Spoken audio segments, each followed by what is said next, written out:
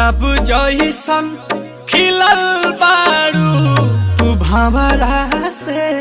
मिलल बारू, करत दिल के कतल बारू, के कर मेहनत के फल